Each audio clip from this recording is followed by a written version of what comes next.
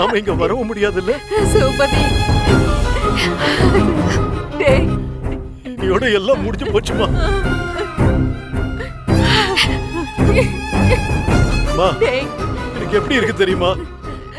இங்கவே இப்பவே என் உசுறு போட நான் சந்தோஷப்படுவேன்மா. ஐயா, ஐயோ மாமா, ஐயோ மாமா அப்படிலாம் சொல்லாதீங்க மாமா. மாமா மாமா அப்படியெல்லாம் சொல்லாதீங்க மாமா. ஐயா, ஐயா.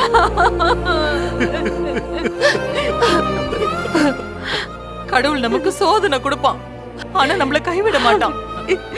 ஆமா, நாம இதை விட பெரிய வீட்டுக்கு போவோம் மாமா. இல்ல சோதி, அந்த தென்னரசு இருக்கிற வரைக்கும் நம்மள வாழ விட மாட்டா சோதி.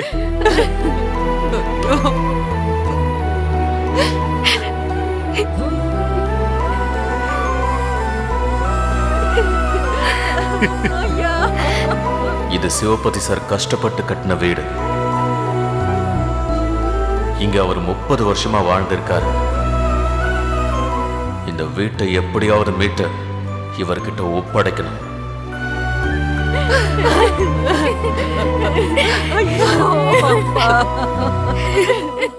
சிவபதி,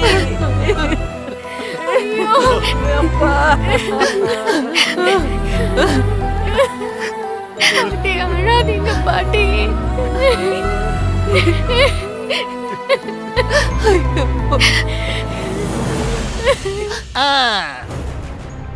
என்ன சங்கர் சார், வீட்டுக்குள்ள எல்லாரும் ஒப்பாரி வச்சு அழுகுறாங்களா? அவங்க அழுவது சகிக்க முடியாம வெளில வந்துட்டியா?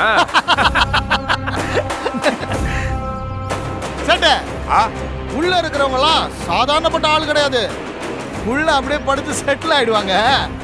முதல்ல அவங்களால அடிச்சு வெளில தருது. அட உடுப்பா தென்னரசு, கடைசியா கொஞ்ச நேரம் அவங்க திருப்திக்கு இருந்துட்டு வரட்டுமே. என்ன சொங்காரு, என்ன முறைக்கிற?